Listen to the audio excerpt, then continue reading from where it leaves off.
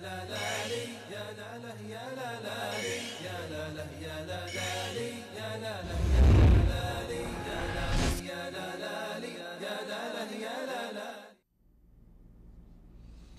اللہ الرحمن الرحیم۔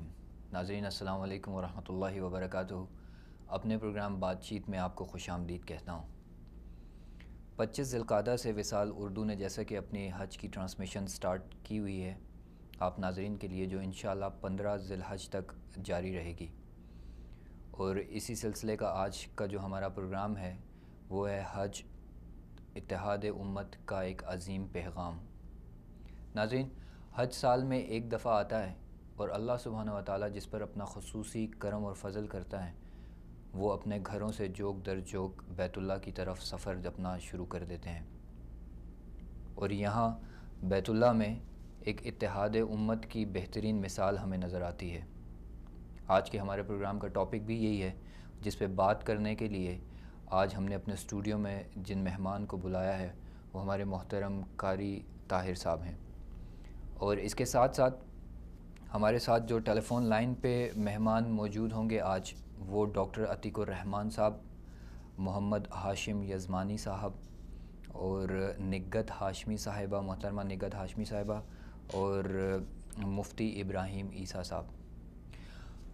جیسا کہ اپنے مہمان کا تعارف آپ سے میں نے کروایا کہ ہمارے ساتھ قاری طاہر صاحب ہیں، اور ان کی موجودگی کا فائدہ اگر ان کی آواز سن کے نہ کیا جائے تو میں کہوں گا کہ زیادتی ہوگی۔ تو قاری صاحب، آپ سے میں درخواست کرتا ہوں کہ پروگرام اس سے پہلے کہ ہم باقاعدہ شروع کریں، آپ ہمیں تھوڑا قرآن سنا دیجیے۔ بسم اللہ الرحمن الرحیم، الحمدللہ رب العالمین، والصلاة والسلام علی اشرف الانبیاء والمرسلین، نبینا محمد وعلی آلہ واصحابہ اجمعین، اما بعد۔ میں آپ کا شکر گزار ہوں کہ آپ نے مجھے اپنے پروگرام میں دعوت دی ہے، اور اللہ سے دعا ہے کہ اللہ تبارک و تعالی اس پروگرام کو کامیاب و کامران رکھے۔ تو آپ کی خواہش کے مطابق میں قرآن پاک کی 2-3 آیات تلاوت کرتا ہوں۔ اللہ تبارک و تعالی مجھے اور آپ کو عمل کی توفیق عطا فرمائے۔ اعوذ باللہ من الشیطان الرجیم، بسم اللہ الرحمن الرحیم،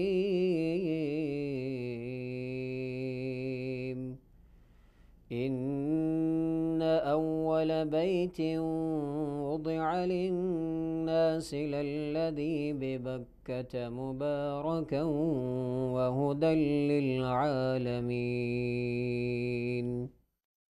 فیہ آیات بینات مقام ابراہیم، ومن دخله كان آمنا وللہ علی الناس حج البیت من استطاع الیہ سبیلا ومن كفر فإن اللہ غنی عن العالمین۔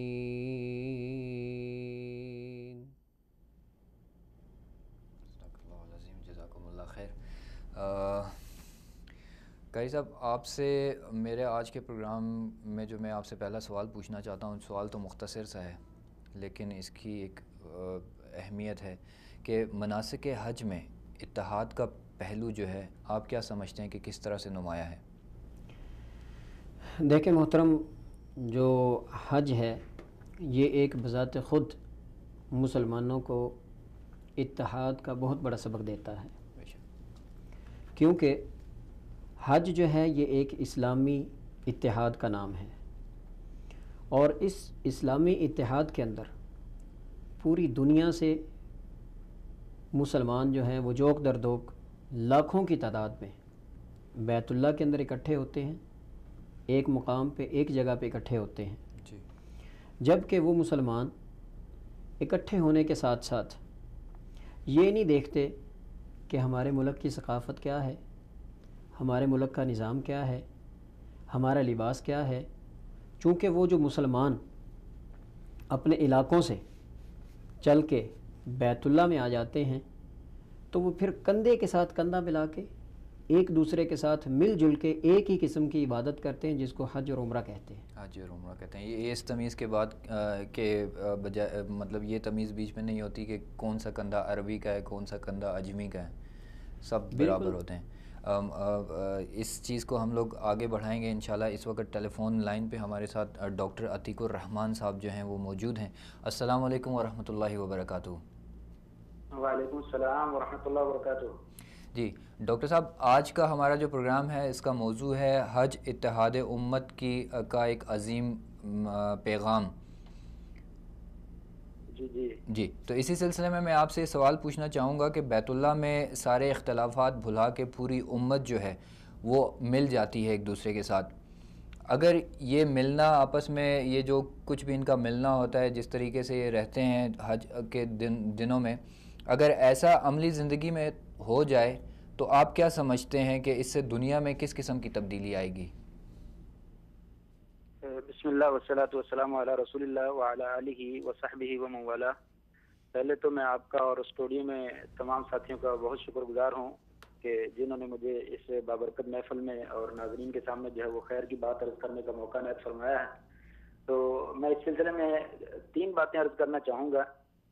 پہلی بات تو یہ ہے کہ اللہ تبارک و تعالیٰ نے قرآن مجید میں اور نبی کریم صلی اللہ علیہ وسلم نے حدیث پاک میں اتحاد کی اور وحدت امت کی بہت زیادہ اہمیت بیان کی ہے, بلکہ اس کا حکم بھی دیا ہے اور اس کو اختیار نہ کرنے پر بڑے ہی خطرناک نتائج سے ڈرایا بھی ہے. اللہ تعالیٰ فرماتے ہیں وَاعْتَصِمُوا بِحَبْلِ اللَّهِ جَمِيعًا وَلَا تَفَرَّقُوا. لوگوں اللہ کی رسی کو مضبوطی سے تھام لو اور آپس میں تفرقہ بازی نہ کرو. اور آپ صلی اللہ علیہ وسلم کا ارشاد گرامی بھی ہے علیکم بالجماعہ وإیاکم الفرقہ. لوگوں جماعت کو اختیار کرو, اتحاد کو اختیار کرو اور انفرادیت اور تنہائی سے گریز کرو. دوسری بات یہ ہے کہ حج کون کون سی چیزوں میں وحدت کا جو ہے وہ سبق دیتا ہے, کون کون سی چیزوں میں اتحاد کا, آپس میں ایک ہونے کا درس دیتا ہے, اور اس ایک ہونے سے کیا مراد کیا ہے. جب تک اس بات کا نہیں پتہ چلے گا نتیجہ تک ہم جو ہے وہ نہیں پہنچ سکیں گے. تو حج بہت ساری چیزوں میں ایک ہونے کا درس دیتا ہے. ان کا خلاصہ ہم 3 چیزوں میں بیان کر سکتے ہیں. نمبر 1, ایک اللہ کی عبادت میں امت ایک ہو جائے. یعنی صرف ایک اللہ کی عبادت کرنی ہے, اس کے علاوہ کسی اور کی عبادت نہیں کرنی. یہ مظہر جو ہے تلبیہ میں موجود ہے, لبیک اللہم لبیک. طواف میں موجود ہے, ایک گھر کا طواف کرنا ہے. رکن یمانی میں دعا کرتے ہیں ربنا آتنا فی الدنیا حسنۃ وفی الآخرۃ حسنۃ وقنا عذاب النار.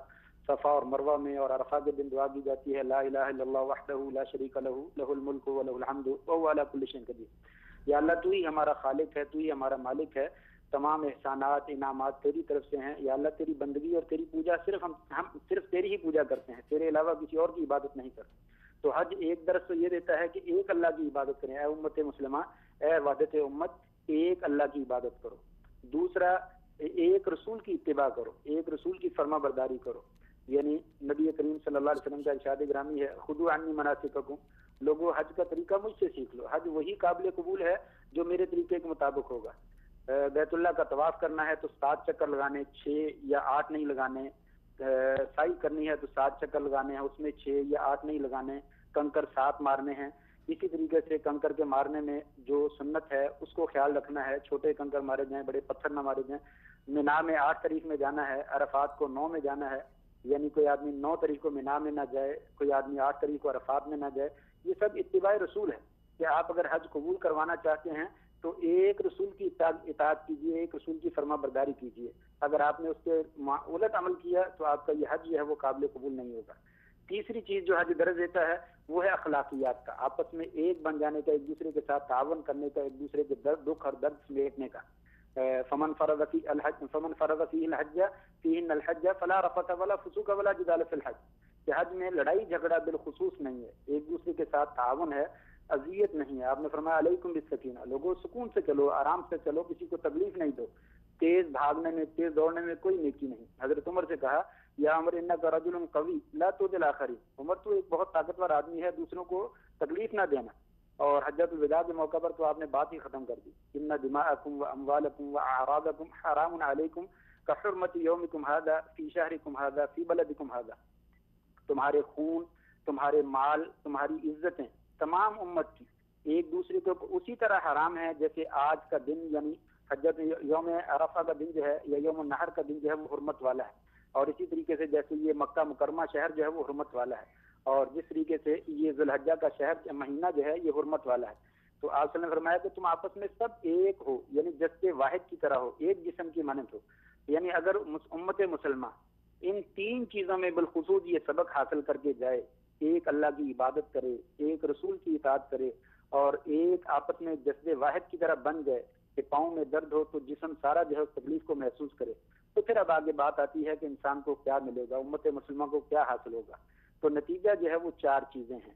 نمبر ایک، اللہ تبارک و تعالیٰ کا ساتھ حاصل ہوگا اور شیطان سے حفاظت ملے گی، جیسا کہ ترمذی کی روایت میں ہے کہ آپ نے فرمایا علیکم بالجماع وایاکم والفرقہ فإن الشیطان مع الواحد وهو مع الاثنین ابعد، کہ شیطان جو ہے وہ ایک آدمی کے ساتھ ہوتا ہے اور دو آدمیوں سے وہ دور رہتا ہے۔ تو جس قدر لوگ آپس میں اکٹھے رہیں گے شیطان سے دوری حاصل ہوگی اور اللہ تبارک و تعالیٰ کا ساتھ حاصل ہوگا، جیسے کہ عبداللہ بن مسعود رضی اللہ عنہ کا قول بھی ہے ید اللہ علی الجماع، اللہ کا ہاتھ جو ہے وہ جماعت کے ساتھ۔ دوسرا فائدہ یہ حاصل ہوگا کہ امت مسلمہ انسانیت کی اعلیٰ اقدار کو اجاگر کرتے ہوئے نظر آئے اور اقوام عالم کو یہ درس دے گی کہ انسانیت کا اصل سبب اگر کوئی دین یا کوئی مذہب دیتا ہے تو وہ اسلام کا مذہب ہے، کہ جس میں انسان خود بھوکا رہ کر دوسروں کا پیٹ پالتا ہے، اپنی جان کو قربان کر کے دوسروں کی جان جو ہے وہ بچانے کی جو ہے وہ کوشش کرتا ہے۔ تیسرا فائدہ یہ حاصل ہوگا کہ اللہ تبارک و تعالیٰ مسلمانوں کو دشمنوں کے مقابلے میں فتح عطا فرمائیں گے۔ آج جو ظلم کیا جا رہا مسلمانوں کے اوپر، غیر مسلم قوتیں اور اسلام کی دشمن۔ ہیلو جی ناظرین، میرے خیال سے کسی ٹیکنیکل ایشو کی وجہ سے کال ڈراپ ہو گئی ہے، یہاں پہ لیتے ہیں ایک چھوٹی سی بریک، انشاءاللہ بریک کے بعد پھر آپ سے ملاقات ہوگی۔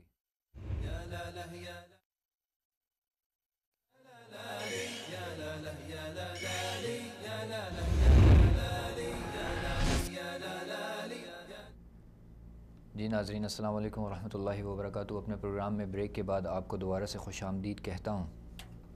بریک پہ جانے سے پہلے ڈاکٹر عتیق الرحمان صاحب ہمارے ساتھ تھے، جن سے بات ہو رہی تھی، انشاءاللہ دوبارہ ان سے رابطے کی کوشش ہم لوگ کریں گے۔ جی قاری صاحب، آپ سے بات ہو رہی تھی مناسک حج میں اتحاد کے پہلو پہ کہ وہ کس طرح سے نمایاں ہیں۔ بسم اللہ الرحمن الرحیم۔ جیسا کہ بات چل رہی تھی کہ حج جو ہے بذات خود ایک اسلام کا بہت بڑا اتحادی پہلو ہے، جبکہ اس میں مختلف ممالک سے مسلمان جو ہے وہ جوک در جوک لاکھوں کی تعداد میں حاضر ہوتے ہیں جی، اور مناسک حج جو ہے وہ مختلف پہلوؤں میں ادا کرتے ہیں، اور یہ نہیں دیکھتے کہ میرے ساتھ جو ہے وہ کالا جا رہا ہے، گورا جا رہا ہے، امیر ہے، غریب ہے، کون سا میرے ساتھ چل رہا ہے، بلکہ ایک دوسرے کے ساتھ مل جل کے مناسک حج جو ہے وہ ادا کرتے ہیں۔ اور حج جو ہے یہ ایک عالمی دینی اجتماع کا نام ہے۔ صحیح، جزاکم اللہ خیر۔ اس پہ انشاءاللہ ہم دوبارہ بات کریں گے۔ ہمارا رابطہ ڈاکٹر عتیق الرحمان صاحب سے ہو گیا۔ السلام علیکم ورحمۃ اللہ وبرکاتہ۔ وعلیکم السلام ورحمۃ اللہ وبرکاتہ۔ جی ڈاکٹر صاحب، آپ بات کر رہے تھے اللہ کا ساتھ اور شیطان سے دوری۔ اللہ سبحانہ، جب انسان حج پہ جاتا ہے تو اس کو جو فوائد حاصل ہوتے ہیں۔ جی فوائد پہ بات چل رہی تھی، تو پہلے فائدے سے دوبارہ میں بات شروع کرتا ہوں کہ 4 فائدے میں نے عرض کرنا چاہوں گا۔ ویسے تو بہت سارے فائدے ہیں لیکن ان میں سے اختصار کے ساتھ 4 فائدے ذکر کرتا ہوں۔ پہلا فائدہ یہ ہے کہ اللہ تبارک و تعالیٰ کا ساتھ اور حاصل ہوگا اور شیطان سے حفاظت اور دوری ملے گی، جیسا کہ میں نے شروع میں جو روایت پیش کی تھی سنن ترمذی کی، اس میں ہے کہ علیکم بالجماع وایاکم والفرقہ فإن الشیطان مع الواحد وهو من الاثنین ابعد، کہ جماعت کو لازم پکڑو اور انفرادیت سے اور علیحدہ ہونے سے بچو۔ شیطان جو ہے وہ ایک آدمی کے ساتھ ہوتا ہے اور 2 آدمی سے وہ دور ہوتا ہے، یعنی اللہ تبارک و تعالیٰ کی مدد حاصل ہوگی اور شیطان سے تحفظ اور بچاؤ حاصل ہوگا۔ اور جیسا کہ عبداللہ بن مسعود رضی اللہ عنہ کا قول بھی ہے ید اللہ مع الجماع، اللہ تبارک و تعالیٰ کا ہاتھ جو ہے وہ جماعت کے ساتھ ہوتا ہے، متحد اور متفق لوگوں کے ساتھ ہوتا ہے۔ دوسرا فائدہ یہ ہے کہ اس میں امت مسلمہ جو ہے وہ انسانیت کی اعلیٰ اقدار کو اجاگر کرتے ہوئے نظر آئے گی اور دنیا کو درس دے گی کہ انسانیت کا اصل سبب جو ہے وہ اگر کوئی مذہب یا دین دیتا ہے تو وہ صرف اور صرف دین اسلام ہے، یعنی جہاں سے انسان اپنے آپ کو بھوکا رکھ کے دوسروں کے پیٹ پالنے کی کوشش کرتا ہے، اپنی جان کا نذرانہ پیش کر کے دوسروں کی جان کو بچانے کی جو ہے وہ کوشش کرتا ہے۔ تیسرا فائدہ یہ ہے کہ اللہ تبارک و تعالی مسلمانوں کو دشمنوں پر کامیابی اور غلبہ عطا فرمائیں گے۔ جس طریقے سے آج مسلمانوں کے اوپر ظلم کیا جا رہا ہے اور ظلم اور زیادتی کی چکی میں ان سے پیسا جا رہا ہے کہ دشمن جو ہیں وہ مسلمانوں پر ایسے ٹوٹ پڑے ہیں جیسے بھوکے لوگ جو ہے وہ دسترخوان پہ ٹوٹ پڑتے ہیں، جیسا کہ آپ نے فرمایا تھا۔ تو کبھی اگر مسلمان متحد اور متفق ہو جائیں اور ایک بن جائیں تو دشمنوں کو ایسی کبھی جرأت نہ ہو اور مسلمانوں کو وہی عروج، وہی بلندی اور وہی اقبال حاصل ہو جو صحابہ کے زمانے میں اور خلفاء کے زمانے میں، حضرت عمر بن عبدالعزیز رحمۃ اللہ علیہ کے زمانے میں جو تھا وہ حاصل تھا۔ اور چوتھا اور آخری فائدہ میں یہ ذکر کروں گا کہ ترمذی کی روایت میں موجود ہے کہ اللہ تبارک و تعالیٰ ایسے لوگوں کو جنت میں اعلیٰ مقام عطا فرمائیں گے۔ من اراد بحبوحۃ الجنہ فلیلزم الجماعہ، جو آدمی جنت میں اعلیٰ مقام چاہتا ہے، جنت کے درمیان محل چاہتا ہے، اسے چاہیے کہ جماعت کے ساتھ رہے، علیحدگی سے اپنے آپ کو بچا کے رکھے۔ تو یہ بہت ہی عظیم فائدے ہیں جو امت کو جو ہے وہ آپس میں اتفاق اور اتحاد کی وجہ سے جو ہے وہ حاصل ہو سکتے ہیں۔ صحیح، جزاکم اللہ خیر۔ ڈاکٹر عتیق الرحمان صاحب، آپ کا بہت بہت شکریہ، آپ نے وقت نکال کے ہمیں جوائن کیا۔ جی، تو جیسے کہ ابھی مولانا صاحب نے فرمایا، ڈاکٹر صاحب نے، کہ اللہ جب حج پہ جاتا ہے سارے اکٹھے ہوتے ہیں، اگر عملی زندگی میں بھی اس کو کیا جائے، ایسے ہی اخلاق رکھے جائیں ساری چیزوں کو اور اسی طرح سے چلا جائے تو اللہ سبحانہ و تعالیٰ کا ایک تو ساتھ ملے گا اور شیطان جو ہے وہ اس سے دور ہوگا ماشاءاللہ سے۔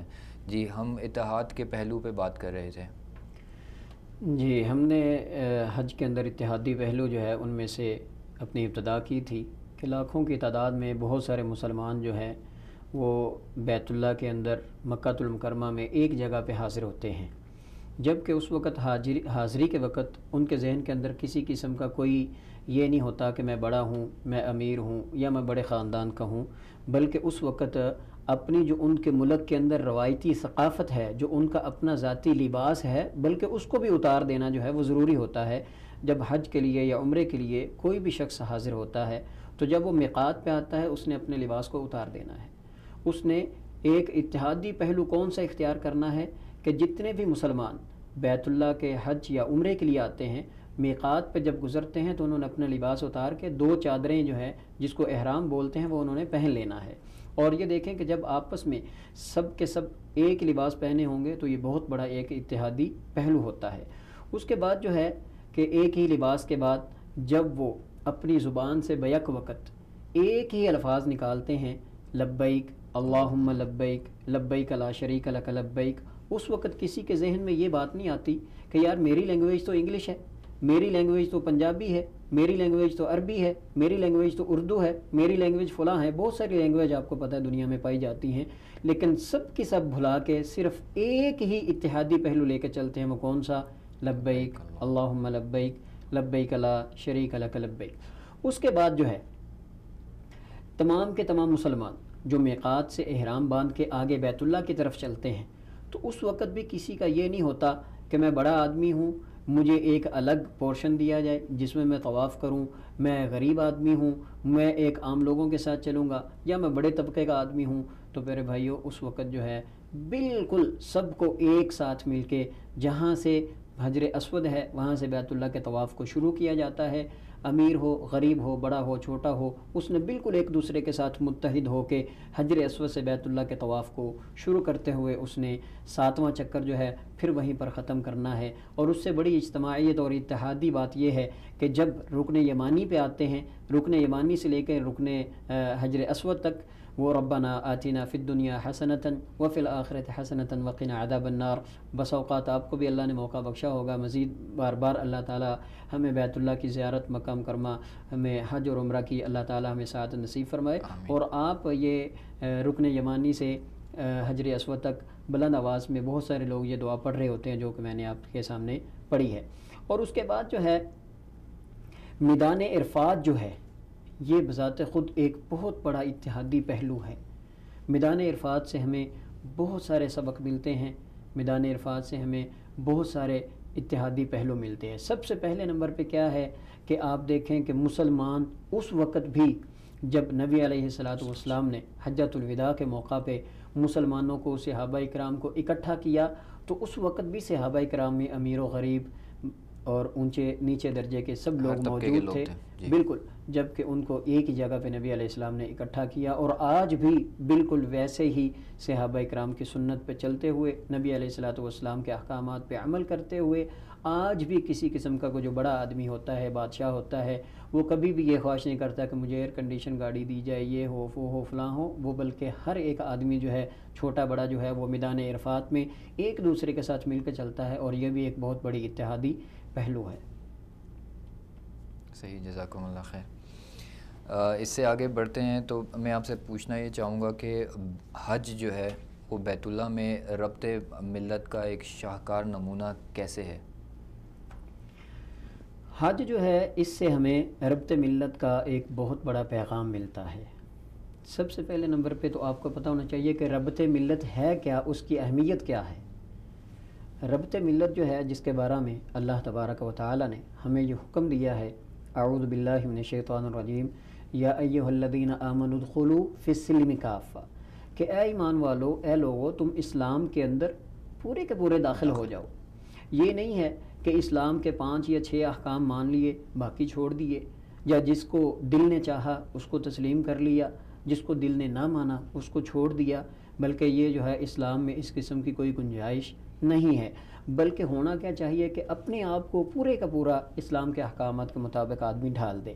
یہ اپنے آپ کو پورا کا پورا اگر اسلام میں داخل کر لے گا تو آج موجودہ دور میں ہم جس طرح کے دیکھتے ہیں کہ مسائل بڑھ جاتے ہیں، اپنی اپنی پسند سے لوگ جو ہیں اپنے پسند کا دین جو ہے، دین میں سے جو باتیں ہیں لے لیتے ہیں کہ مجھے یہ پسند ہے میں ایسا کروں گا، مجھے یہ پسند ہے میں ویسا کروں گا، تو اس سے پھر یہ جو اختلافات ہیں اور لڑائی جھگڑے جو ہیں، اور انسان کی اپنی زندگی خود بھی بے سکونی میں گزرتی ہے۔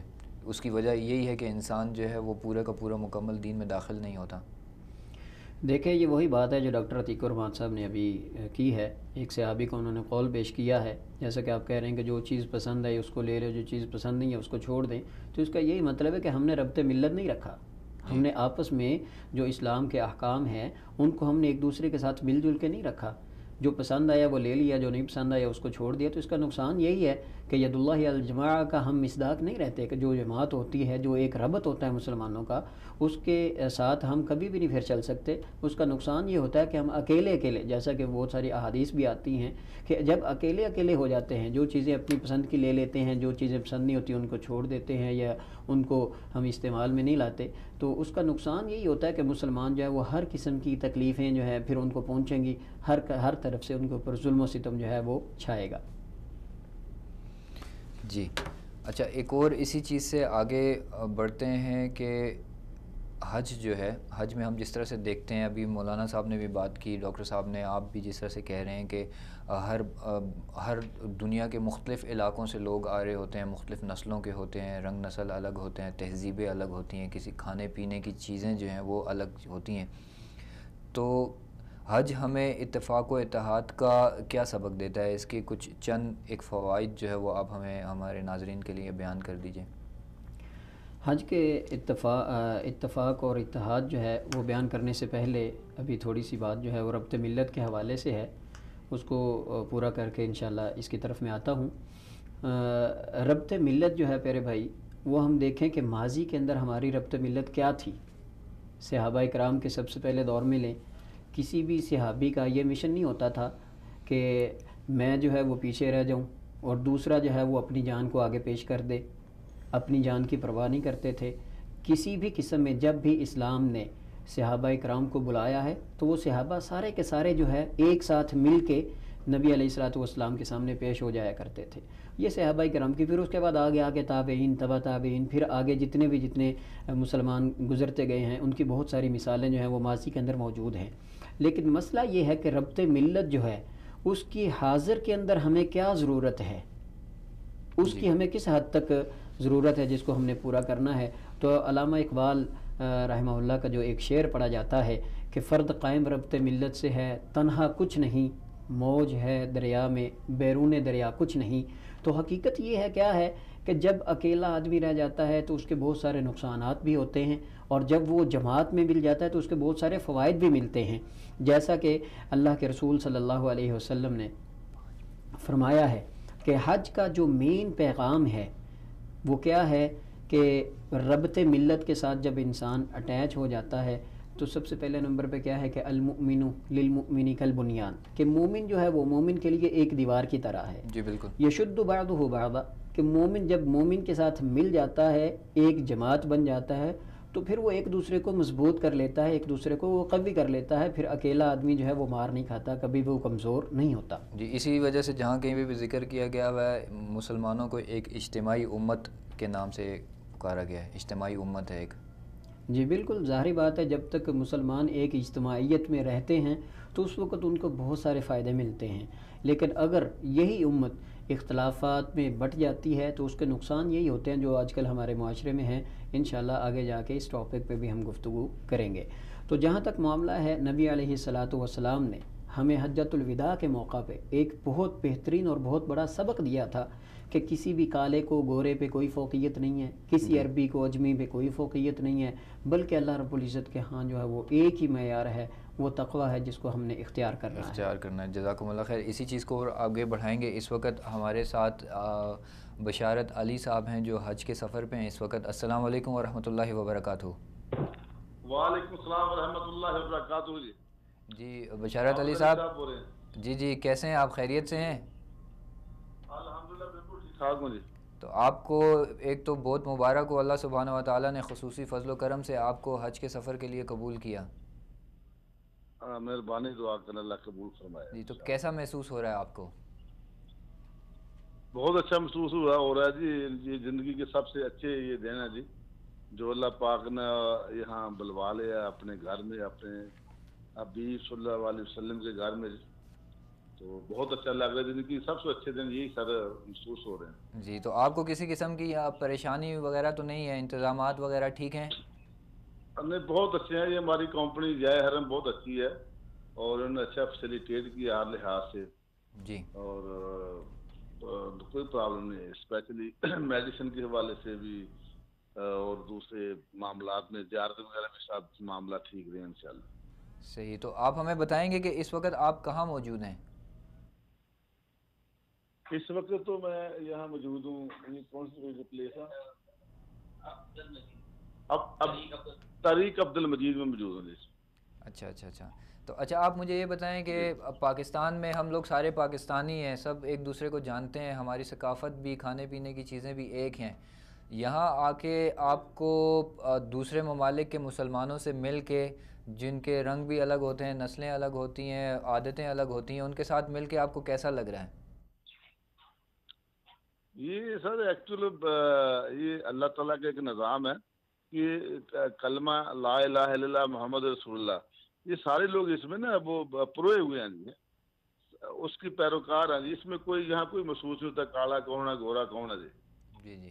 تو سارے ایک جیسے بھائی ہیں جی. الحمدللہ. محسوس نہیں ہوتا.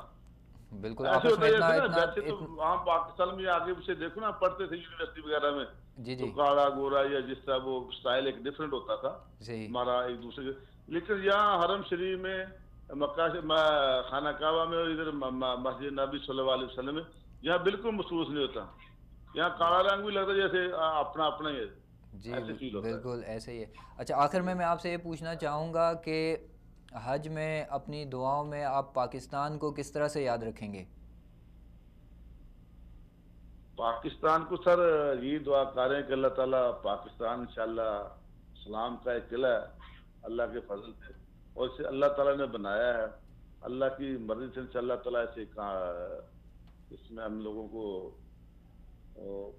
سمجھ بوجھ عطا فرمائے. اللہ تعالیٰ ہماری یونیورسٹی، ہمارے کالج وغیرہ میں ایسی تعلیم کا اثر ہو کہ لوگوں کے ذہن وہاں سے ڈیولپ ہو کے نکلیں. یہ دعا سر انشاءاللہ کر رہے. اللہ تعالیٰ ہر ایک کو پیار محبت سے رہنے کی توفیق عطا فرمائے. آمین. بشارت علی صاحب آپ کا بہت شکریہ. اپنی دعاؤں میں وصال اردو کی ٹیم کو بھی یاد رکھیے گا. جزاکم اللہ خیر. جی قاری صاحب. اچھا آپ سے یہ سوال پہلے کیا تھا میں نے اتفاق و اتحاد کا، تو وہ دوبارہ اس سوال پہ ہم آتے ہیں کہ حج ہمیں اتفاق و اتحاد کا کیسے سبق دیتا ہے، اس کی تھوڑے سے فوائد جو ہیں اتفاق و اتحاد کے، وہ آپ تھوڑے سے بیان کر دیجئے۔ دیکھیں محترم سامعین اکرام کہ ہمارا جو اتفاق و اتحاد ہے اس کے اندر بہت سارے پہلو ہیں۔ حج کے اندر جو ہے اس میں ہمیں بہت ساری مثالیں ملتی ہیں، لیکن شریعت کے اندر جو ہے وہ اتفاق اور اتحاد کی اہمیت کیا ہے، سب سے پہلے جب جس چیز کی ہمیں اہمیت کا پتہ نہیں ہوگا تو ہم اس کے قدردان نہیں ہوں گے، ہمیں پتہ نہیں ہوگا کہ اس کی ویلیو کیا ہے، اس کا رتبہ کیا ہے۔ تو اتفاق اور اتحاد یہ کیا چیز ہے، اس کے بارے میں اللہ تبارک و تعالی نے ہمیں واضح حکم دیا ہے، وَاعْتَصِمُوا بِحَبْلِ اللَّهِ جَمِيعًا وَلَا تَفَرَّقُوا، کہ اے لوگو تم جو ہو اللہ کی رسی کو سارے کے سارے مل کے پکڑ کے رکھو، اس کو تھام کے رکھو، وَلَا تَفَرَّقُوا، اور یہ حکم دیا ہے کہ تم افتراق میں، فرقوں میں، اختلافات میں نہ بٹو۔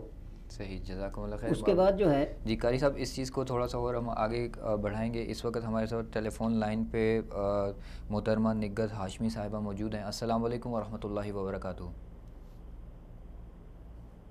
وعلیکم السلام ورحمۃ اللہ وبرکاتہ۔ جی آج کے ہمارے پروگرام کا ٹاپک ہے حج اتحاد امت کا ایک عظیم پیغام۔ تو اسی سلسلے میں آپ سے یہ پوچھنا چاہوں گا کہ حج پہ جو حضرات جاتے ہیں، حج پہ بیت اللہ میں دل نرم ہوتا ہے، اللہ سبحانہ و تعالیٰ سے رو رو کے دعائیں مانگتے ہیں اور عہد بھی کرتے ہیں کہ یا اللہ ہم اپنی زندگی کو اب بہتر طریقے سے تیرے احکامات کے مطابق گزاریں گے، لیکن واپس جب ہوتے ہیں تو وہ سارے عہد و پیما جو ہیں وہ فراموش کر دیتے ہیں۔ تو اللہ سے کیے ہوئے عہد توڑنے میں ڈر کیوں نہیں لگتا ہم لوگوں کو؟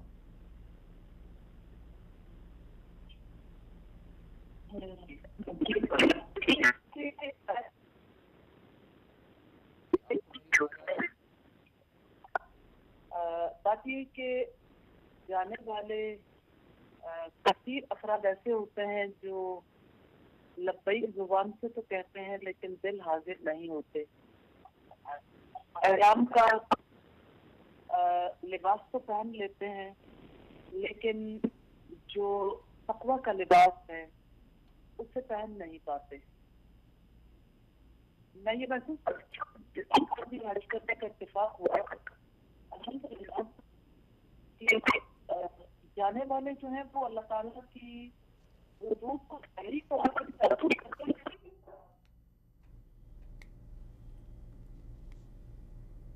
جی ہم دوبارہ رابطہ کرنے کی کوشش کریں گے نگہت ہاشمی صاحبہ سے۔ جی بات ہو رہی تھی اتفاق و اتحاد پہ۔ جی میں اللہ تبارک و تعالیٰ کا فرمان سنا رہا تھا کہ وَاعْتَصِمُوا بِحَبْلِ اللَّهِ جَمِيعًا وَلَا تَفَرَّقُوا، کہ اے لوگو تم جو ہو اللہ تبارک و تعالیٰ کے احکامات، اللہ کے رسی کو مضبوطی سے پکڑے رکھو، اور اس کے بعد جو اللہ نے فرمایا کہ وَلَا تَفَرَّقُوا، تم کسی قسم کا اختلاف یا آپس میں ایک دوسرے کے ساتھ لڑائی جھگڑا جو ہے وہ اختلاف اور افتراق کو نہ اپناؤ۔ اور اس کا پھر اللہ تعالیٰ نے آگے کیا فرمایا کہ وَاذْكُرُوا نِعْمَةَ اللَّهِ عَلَيْكُمْ إِذْ كُنْتُمْ أَعْدَاءً فَأَلَّفَ بَيْنَ قُلُوبِكُمْ، کہ جب تم اللہ تبارک و تعالیٰ کی جو نعمتیں تمہارے اوپر موجود ہیں، جو اللہ تعالیٰ نے تم پہ اپنی رحمتیں برسائی ہیں، نعمتیں اللہ تعالیٰ نے تم کو عطا کی ہیں، تو لیکن اگر تم آپس میں دشمن ہوتے، اذ کنتم اعداء، تو جب تم آپس میں دشمن تھے تو اس وقت کیا تھا کہ ایک دوسرے کی آپس میں اتنی انڈرسٹینڈنگ نہیں تھی، ایک دوسرے کا آپس میں پیار محبت نہیں تھا، لیکن جب ہم ایک گروہ بن جاتے ہیں، ایک رستے پہ چلنے والے بن جاتے ہیں، تو پھر نتیجہ کیا نکلتا ہے؟ فَأَلَّفَ بَيْنَ قُلُوبِكُمْ، کہ اللہ تبارک و تعالی ہمارے آپس میں جو دل ہے وہ جوڑ دیتے ہیں، آپس میں ایک دوسرے کا پیار محبت الفت جو ہے وہ ایک دوسرے سے بڑھ چڑھ کے ایک دوسرے کے ساتھ ہوتی ہے۔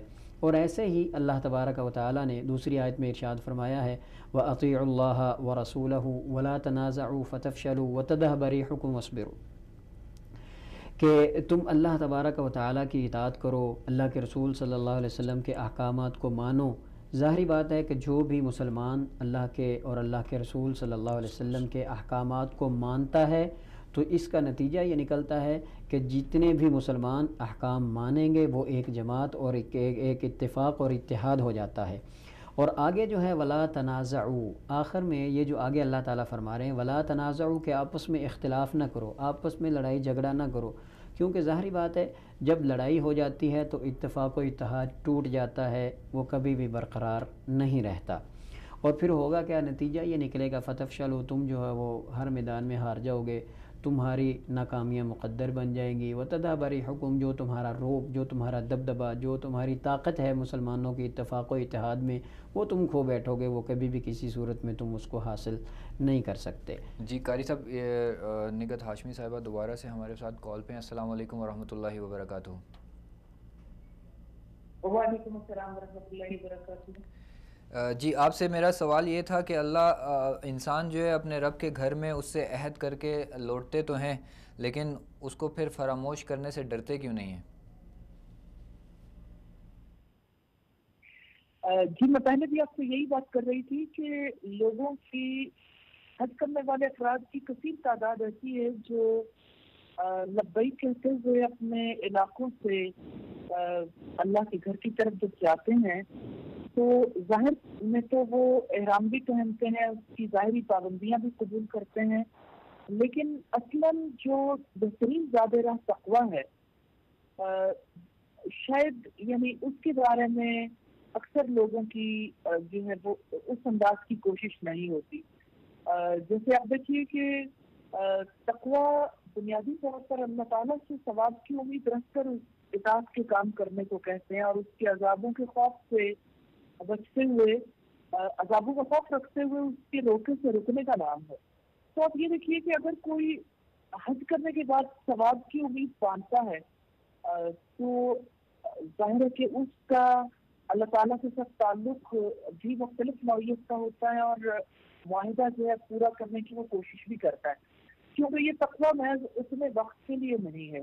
لیکن عمومی طور پر ہمارے افراد حج کا مقصد نہیں سمجھتے اور محض اسے ریچول کی صورت میں لیتے ہیں، اور اس کی وجہ سے جب وہ وہاں سے واپس لوٹتے ہیں تو یوں جیسے بھاری بوجھ تھا جسے سر سے اتار دیا، اور اپنے آپ کو جو ہے وہ گناہوں سے بھی آزاد محسوس کرتے ہیں، اور یعنی کوئی پابندی اپنے اوپر عائد کر کے اس طرح سے نہیں لوٹتے۔ تو اللہ تعالیٰ کا خوف اس لیے نہیں رہتا کہ اللہ تعالیٰ کا خوف حج کے ذریعے سے حاصل کرنے والے کے پاس تو وہ سرمایہ ہوتا ہے، اور جو لوگ حج کے مقصد کو سمجھے بغیر چلے جاتے ہیں وہ واپسی پر بھی اپنے ساتھ وہ سب کچھ لے کر نہیں لوٹ پاتے۔ تو نیچرلی اگر اس کو محض ظاہری طور پر کچھ اعمال، کچھ مناسک ادا کرنے کے ساتھ ہی اسے مختص رکھا جائے تو ظاہر ہے کہ واپسی پہ وہ ریچولز تو ختم ہو چکے ہوتے ہیں، اور اپنے پاس کوئی ایسی چیز نہیں ہوتی جس کی وجہ سے یعنی آنے والے دنوں میں کوئی بڑی چیز ہے۔ لیکن بہت لوگ ایسے بھی ہوتے ہیں الحمدللہ کہ جو اس مقصد کو سمجھتے ہوئے جاتے ہیں تو وہاں پر ایک ایک لمحے انہیں یعنی جگہوں پر جہاں باقی تمام افراد بھی ہوتے ہیں اپنے ایمان میں اضافہ بھی محسوس کرتے ہیں، اور اپنے اللہ تعالیٰ سے جو عہد باندھتے ہیں پھر اس سے دعائیں بھی کرتے ہیں کہ ہمیں واپسی کے سفر میں بھی اور اپنے علاقے میں جا کے بھی توفیق دینا۔ لیکن ایسے افراد کی تعداد بہرحال بہت کم ہوتی ہے۔ اصل وجہ یہی ہے کہ حج کی حقیقت کو نہیں سمجھتے۔ مجھے لگتا ہے کہ ہمیں بہت زیادہ اپنے ملکوں میں ٹریننگ کروا کے بھیجنا چاہیے، اور جب جانے والے بھی جائیں تو وہاں پر بھی جیسے عربی میں خطبہ ہوتا ہے اور عمومی طور پر لوگ اسے بہت کم تعداد میں سننے کے لیے جاتے ہیں، اور اپنے کیمپس میں رہتے ہوئے اس طرح کی شاید ٹریننگ بھی نہیں ہو پاتی۔ اس لحاظ سے لوگ جو ہیں وہاں دعائیں تو کر لیتے ہیں، شاید اجتماعی دعاؤں کی صورت میں اپنے آپ کو ہلکا پھلکا تو وہ فیل کرتے ہیں، لیکن واپسی سے کچھ بھی ساتھ لے کے نہیں آ پاتے۔ تو اس میں ہم اگر اس طرح سے کہیں کہ ماحول کا انسان کے اوپر اثر ہوتا ہے، حرم میں بیت اللہ میں جب جاتے ہیں حج پہ تو وہاں پہ ایک ماحول بنا ہوتا ہے جس کے اثر میں انسان آ جاتا ہے، اور واپس اپنے مقام پہ آ کے پھر وہ دنیا کے کاموں میں اس طرح سے الجھ جاتا ہے، پھنس جاتا ہے، خود کو پھنسا لیتا ہے کہ وہ جتنا بھی کچھ اثر اس کے اوپر طاری ہوتا ہے وہ سب جھڑ جاتا ہے۔ جی آپ کی بات درست ہے۔ جب کبھی सलई चढ़ाई जाती है तो सलई तो उतर जाती है, लेकिन रियल चेंज जो होती है वो तो मुस्तकिल जारी रहती है। तो असल में तब्दीली जो है वो इल्म के साथ आती है और आपके माइंड सेट के चेंज होने के साथ आती है, और आप किसी चीज़ की हकीकत को समझते हैं और उसके तकाज़ों को समझते हैं और उस पर यकीन रखते हैं, और फिर उसके मुताबिक, उस यकीन के मुताबिक आपका अमल बदलता है। वो एक लाइफ लॉन्ग चेंज होती है। तो ये टेम्परेरी चेंज होती है। जैसे आप ये देखिए कि ख़वातीन की एक बड़ी तादाद है जो आज के दिनों में अपने बाल कवर कर लेती है, लेकिन जिद्दा एयरपोर्ट से ही वापसी पे सूरत हाल बिल्कुल मुख्तलिफ हो जाती है। तो अपने मुल्कों में माहौल बाद में जाके बदलता है, ये माहौल तो वहीं पे चेंज हो जाता है। इवन जो लोग ज़्यादा दिन तक वहाँ ठहरते हैं, वो हज के बाद इहराम की पाबंदियाँ जब खत्म होती है तो बिल्कुल अपने उसी माहौल में वापस आ जाते हैं, हरम में होने के बावजूद और हरम के इर्द रहने के बावजूद जो माहौल उनके अपने इलाके में होता है। तो वो यानी ये एक ज़ाहिरी तौर पर एक चीज़ को लेना, यानी हज के मामलात को अपने ऊपर इस लिहाज से तो पाबंदी समझते हैं कि शायद एक तरीका कार इतना ही है कि हमने इस्लाम के बाजार बनाते कर रहे हैं। तो जब वो अपने इलाके में वापस आ जाते हैं तो उन चीज़ों से वो आज़ाद हो चुके हैं, अपनी तरफ से वो तब्दील कर लेते हैं, क्योंकि उनके जहन में हज के अमाल का हज के बाद की ज़िंदगी पर असर वाला मामला क्लियर नहीं होता। निगत हाशमी साहिबा, आपका बहुत बहुत शुक्रिया, आपने टाइम निकाल के हमें ज्वाइन किया, जज़ाकुमुल्लाह खैर। जी कारी साहब, आप बात कर रहे थे इत्तेफाक व इत्तेहाद पे और उसके फ़वाइद के बारे में हमें और हमारे नाज़रीन को आगाह कर रहे थे। इत्तेफाक व इत्तेहाद जो है, इसकी बहुत बड़ी जो दलील है वो अल्लाह तबारक व तआला की पाक किताब में मौजूद है, जो पहले मैं बयान कर चुका हूँ। लेकिन आखिर में मुसलमान जो है जब इत्तिफाक व इत्तेहाद को छोड़ देते हैं तो उसके नतीजा क्या निकलता है? उसका नतीजा ये निकलता है कि मुसलमान जब आपस में एक दूसरे के ख़िलाफ़ खड़े हो जाते हैं तो फिर नतीजा ये निकलता है कि हर तरफ से मुसलमानों को तरह तरह की तकलीफ़ें जो हैं वो उनका सामना करना पड़ेगा। एक दूसरे के साथ जो है जब वो मिलकर नहीं चलेंगे तो हर एक अलग अलग जो है वो तकलीफ़ के अंदर मुब्तला रहेगा, क्योंकि नबी अलैहिस्सलातु वस्सलाम ने यह हमें वाज़ेह हुक्म दिया है, अलैकुम बिसुन्नती व सुन्नतिल खुलफ़ाइर राशिदीन अल महदीयीन, कि तुम जो हो मेरी सुन्नत को और मेरे सहाबा की सुन्नत को तुम पकड़ के रखो। जब हम इसको पकड़ के रखेंगे, ज़ाहिरी बात है कि इत्तेफाक व इत्तेहाद जो है वो बरक़रार रहेगा। तो फिर उसका नतीजा ये होगा कि कोई भी किसी किस्म की मैली आँख वो मुसलमानों की तरफ नहीं देख सकेगी। और ऐसे ही ये जो हदीस पेश की जाती है, नबी अलैहिस्सलातु वस्सलाम का फरमान है यदुल्लाहि अलल जमाआ, इसका माना क्या है? इसका मफ़हूम यही है कि अल्लाह तबारक व तआला का हाथ जो है वो इज्तिमाइयत के ऊपर है, इफ्तराक़ के ऊपर नहीं है। और यदुल्लाहि अलल जमाआ से मुराद क्या है कि रिआयतुल्लाहि अलैहिम, कि अल्लाह तबारक व तआला की ख़ुसूसी उनके ऊपर जो है वो मदद और नुसरत होती है जिस वक्त वो इत्तेफाक व इत्तेहाद के साथ चल रहे होते हैं। और हज के अंदर हमें बहुत सारी मिसालें इत्तेफाक व इत्तेहाद की मिलती हैं, जैसा कि एक साथ मिल के मैदान अरफात की तरफ जाते हैं, एक साथ मिल के जो है वो किंकरियाँ मारते हैं, एक साथ मिल के बैतुल्लाह का तवाफ़ करते हैं, एक साथ मिल के मुसलमान जो है वो सफ़ा मरवा की सही करते हैं। ऐसे ही फिर मिना के अंदर जो है वो एक साथ मिल के रातें गुजारते हैं, जो कि हज के वाजिबात और अरकान में से है। और इससे बढ़ के जो है इत्तेहाद की बहुत सारी मिसालें हमारे पास मौजूद हैं। मिसाल के तौर पे अगर हम हाथ की एक उंगली को लें, ये अगर एक उंगली चाहे कि मैं किसी को तकलीफ़ पहुंचाऊं तो वो कभी भी कामयाब नहीं हो सकती। अगर ऐसे ही दूसरी उंगली चाहे या तीसरी या इन चार उंगलियों को छोड़ के ये जो अंगूठा है हमारे हाथ का, अगर ये अकेला ही चाहे कि मैं किसी को तकलीफ़ दूं तो वो कभी भी कामयाब नहीं हो सकता उस वक्त तक जब तक ये पांचों उंगलियां इकट्ठी नहीं हो जाती। जब ये पांचों इकट्ठी होंगी तो एक मुक्का बन जाएगा, फिर जिसको भी लगेगा उसको ज़ाहिरी बात है तकलीफ़ होगी। तो क्यों होगी? क्योंकि ये पांचों मिल के आ गए हैं। जब ये एक एक करके आएंगे तो फिर भी किसी सूरत में कामयाब। और इसी चीज़ को अगर दूसरी तरह से देखेंगे, हाथ से कोई काम अगर आप करना चाहें किसी एक उंगली से, अंगूठे से या किसी और उंगलियों से, वो इंसान नहीं कर सकता जब तक अपने पूरे हाथ का इस्तेमाल ना करे।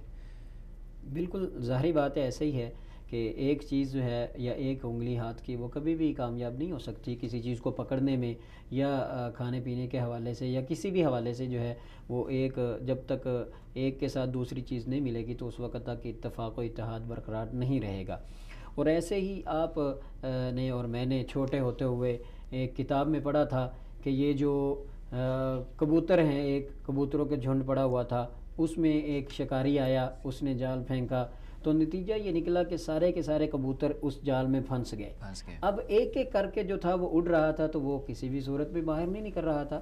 تو ان کبوتروں کے اندر ایک جو ہم نے کتاب پڑھی ہوئی تھی چھوٹے ہوتے ہوئے، شاید آپ کو یاد آ گیا ہوگا، تو یہی تھا کہ ان کے اندر ایک بڑا کبوتر تھا، اس نے کہا کہ سب مل کے جو ہیں وہ اڑان پکڑیں، سب مل کے اڑیں، تو نتیجہ کیا نکلے گا کہ وہ اس جال کو، جو ایک کبوتر تو کبھی بھی نہیں اٹھا کے لے کے جا سکتا، جب وہ سارے مل کے انہوں نے اڑنا شروع کیا تو نتیجہ کیا نکلا کہ وہ شکاری جو ہے وہ بیچارہ دیکھتا رہ گیا، اور یہ مل کر کام کرنے والے، اگرچہ یہ حیوان ہیں، پرندے ہیں، انسان نہیں ہیں، اگر یہ مل جل کر چل رہے ہیں تو شکاری جو ہے وہ دیکھتا رہ گیا کہ وہ جال سمیت جو ہیں وہ کبوتر اڑ گئے ہیں۔ تو ایسے ہی اگر ان کبوتروں کو دیکھ کے مسلمان آپس میں اتفاق و اتحاد رکھیں گے تو کسی بھی صورت میں یہ ناکام نہیں ہو سکتے۔ اور اس کے بعد جو ہے کسی بھی قوم کی کامیابی، کامرانی جو ہے وہ ان کی اجتماعیت میں ہے۔ مثال کے طور پہ آپ دیکھیں کہ پانی کا جو ایک قطرہ ہے وہ کچھ بھی نہیں کر سکتا، جب تک وہ قطرہ گرتے گرتے گرتے گرتے ایک دریا یا ایک سمندر نہیں بن جاتا، ایسے ہی ایک قطرہ جو ہے وہ کسی بھی کام کا نہیں رہتا، جب تک وہ سمندر بن جاتا ہے اس وقت تک جو وہ کسی بھی قسم کے نقصان سے محفوظ رہتا ہے۔ ایسے ہی مسلمان جو ہے وہ اکیلے اکیلے مار تو کھائیں گے، لیکن جب وہ ایک قوم بن جائیں گے، ایک ان میں اجتماعیت آ جائے گی، تو پھر اس کا نتیجہ یہ نکلے گا کہ دشمن کی میلی آنکھ کبھی بھی ان کی طرف نہیں دیکھ سکتی۔ صحیح، جزاکم اللہ خیر۔ اچھا قاری صاحب، آپ کیا سمجھتے ہیں کہ حالات حاضرہ میں مسلمانوں کا سب سے بڑا المیہ کیا ہے؟ اس سوال پہ ہم انشاءاللہ ابھی آئیں گے۔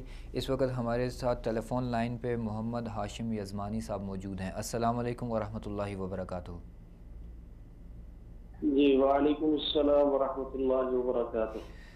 جی محمد ہاشم یزمانی صاحب، آج کا ہمارا ٹاپک جو ہے وہ حج اتحاد امت کی ایک عظیم مثال، اس بارے میں ہے۔ اور آپ سے میں پوچھنا یہ چاہوں گا، آپ کی کال سے پہلے نگہت ہاشمی صاحبہ کال پہ تھیں جن سے سوال یہ کیا تھا کہ اللہ سبحانہ و تعالیٰ کے گھر میں ہم لوگ اللہ سے عہد کر کے لوٹتے ہیں، لیکن لوٹتے ساتھ ہی سارے عہد جو ہیں وہ فراموش کر دیتے ہیں۔ اسی کے سلسلے کو آگے تھوڑا سا بڑھاتا ہوں کہ مناسک حج کے دوران جو سبق ہمارے دلوں پہ لکھ لیا جاتا ہے، جو کچھ ہم سیکھ لیتے ہیں، اگر اس پہ ہم لوگ عمل کرتے ہیں تو وہ کس حد تک کرتے ہیں؟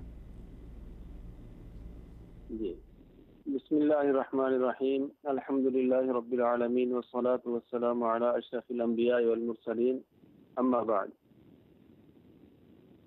یہ حج بنیادی طور پر جیسا کہ اللہ تعالیٰ نے اس کا بنیادی مقصد بیان کیا ہے، وَتَزَوَّدُوا فَإِنَّ خَيْرَ الزَّادِ التَّقْوَىٰ وَاتَّقُونِ يَا أُولِي الْأَلْبَابِ، اور یہی ہر عبادت کا بنیادی مقصد ہے کہ انسان کے دل میں تقوی آ جائے، اور حج کا بھی یہی مقصد ہے۔ یہ جو ہم مال خرچ کرتے ہیں، بدنی طور پر اپنی جسمانی تھکاوٹ جو ہے وہ برداشت کرتے ہیں، اس کا بنیادی مقصد یہی ہے کہ انسان کے اندر تقوی آ جائے، اس کے دل میں اللہ تعالیٰ کا وہ خوف پیدا ہو جائے، اور ان چند گنتی کے دنوں میں وہ ایسی عبادت کر لے، ایسی پریکٹس اور ایسی عملی مشق کر لے کہ آئندہ زندگی میں شیطان اس پر حملہ آور نہ ہو۔ اب کسی حج کے لیے اللہ تعالیٰ نے جو انسان کے اوپر پابندیاں لگائی ہیں کہ حج کے دوران اس نے کسی قسم کی شہوانی باتیں، لڑائی جھگڑا، جھوٹ، اس طرح کے فسق و فجور والے جتنے بھی کام ہیں وہ نہیں کرنے، اور اگر کوئی انسان ان کاموں سے بچا کر حج کر آتا ہے تو اس کا انعام یہ ہے کہ رسول اکرم صلی اللہ علیہ وسلم نے فرمایا کہ جو حج کرتا ہے اور اس میں فسق و فجور، نافرمانی والے کام نہیں کرتا تو وہ ایسے لوٹتا ہے کہ یوم ولدتہ امہ، جیسا کہ اس کی ماں نے اسے آج ہی جنا ہو۔ اس کے سارے گناہ اللہ تعالیٰ معاف کر دیتا ہے، اور اس کا حج مقبول ہوتا ہے، جسے حج مبرور کہتے ہیں۔ اور رسول اکرم صلی اللہ علیہ وسلم نے فرمایا کہ حج مبرور جو ہے اس کا ثواب اللہ تعالیٰ کے ہاں جنت کے سوا کچھ نہیں ہے۔ اب انسان چند دن، جو کسی کو مہینہ ملتا ہے، کسی کو 20 دن، جتنا بھی کسی کا پیکج ہے، لیکن حج کے مخصوص ایام ہیں جو ان دنوں میں رہ کر اتنی جسے ہم مشقت کی زندگی بھی کہہ سکتے ہیں، اور پھر کچھ ایسی چیزیں جو عام روٹین میں انسان پر حلال ہیں، لیکن اللہ تعالیٰ نے ان دنوں میں ان چیزوں کا استعمال بھی انسان کے اوپر حرام کر دیا ہے، تاکہ انسان کو یہ مشق ہو جائے کہ اللہ تعالیٰ جس چیز سے روک دیں، اللہ تعالیٰ کے حکم کے مطابق انسان کو وہاں سے رک جانا ہے۔ تو یہ جو عملی مشق ہے یہ صرف حج کے دنوں کے لیے نہیں، بلکہ اس کا اصل جو ظہور ہے یا جو اس کی اصل پہچان ہے وہ تب ہوگی جب انسان اپنے اپنے وطن کو واپس لوٹتے ہیں، کیونکہ مکہ مکرمہ میں، مدینہ منورہ میں حج کے دوران تو ایک سما اور ایک ماحول، بڑی ہی روحانی کیفیت ہوتی ہے کہ جہاں پر انسان ایک دوسرے کو دیکھ کر بھی برائی سے رک جاتا ہے، ایک دوسرے کو دیکھ کر بھی انسان برائی سے باز رہتا ہے۔ لیکن اس تقوی اور اس حج نے انسان پر کیا اثر کیا ہے، اس کا اصل پتہ تو تب چلتا ہے کہ جب انسان اپنے اپنے وطن کو واپس لوٹتے ہیں، آ کر اپنے اپنے کام کاج میں مشغول ہوتے ہیں، اپنے اپنے کاروبار میں مصروف ہوتے ہیں، پھر یہاں پر پتہ چلتا ہے کہ انسان نے حج سے جو حاصل کیا ہے کیا یہاں پر اس کی زندگی میں نظر آ رہا ہے یا نہیں۔ اور یہی چیز ایک انسان کی عبادت کی قبولیت کی علامت بھی ہوتی ہے کہ اگر اس نیکی، اس عبادت کے کرنے سے پہلے کی زندگی اور بعد کی زندگی میں کچھ فرق نظر آئے، یعنی اس کی پہلے والی زندگی ذرا کم اچھی تھی یا بالکل بری تھی، اور وہ عبادت کرنے کے بعد مزید اچھا بن جاتا ہے یا پہلے والی برائیاں چھوڑ دیتا ہے، تو یہ ایک علامت ہے دنیا میں پہچاننے کے لیے کہ اللہ تعالیٰ نے اس کی عبادت کو قبول کر لیا ہے۔